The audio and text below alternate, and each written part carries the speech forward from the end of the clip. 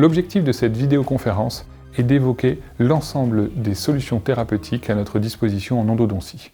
Ma présentation va essayer de balader les différentes situations cliniques que l'on va pouvoir retrouver en endodontie, qu'il s'agisse du traitement initial, donc qui sera le premier sujet traité, le traitement initial et ses subtilités.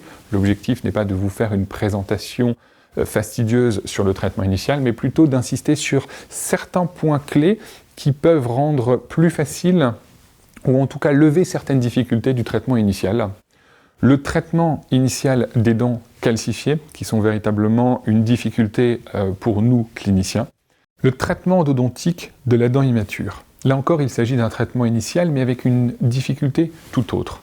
Dans le cas des traitements endodontiques sur les dents immatures, le problème est inverse. Nous avons un endodonte qui est largement accessible et trop largement accessible si nous nous restreignons à des techniques de préparation ou d'obturation conventionnelles. Le retraitement endodontique, l'échec finalement du traitement initial et donc la reprise dans un second temps ou dans un troisième temps d'un traitement qui n'a pas apporté satisfaction sur le plan clinique. Le traitement des perforations, nous en avons parlé, nous en reparlerons. Ce que nous redoutons tous, c'est le faux canal ou la perforation.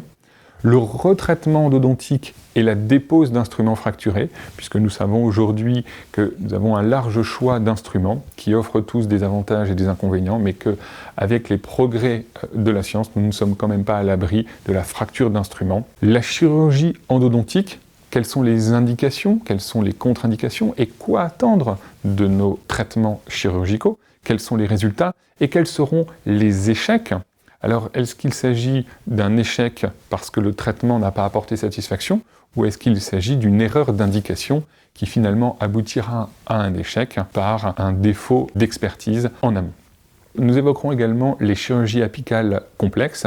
Nous allons voir que la chirurgie apicale est une chirurgie qui va être délabrante sur le plan osseux et que si cette chirurgie n'apporte pas satisfaction, il faudra extraire la dent et très probablement la remplacer par une solution fixe, amovible ou implantaire et que la préservation du tissu osseux est indispensable.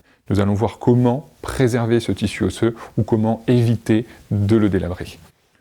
Nous allons également évoquer la chirurgie endodontique et l'interception tissulaire, encore une fois pour essayer de préserver le tissu osseux. L'interception tissulaire au moyen de membranes, mais également l'interception tissulaire au moyen de volets osseux. Nous verrons comment il est possible d'utiliser l'anatomie du patient pour solutionner nos problèmes et essayer d'offrir des possibilités implantaires malgré des chirurgies en amont sur le même site opératoire.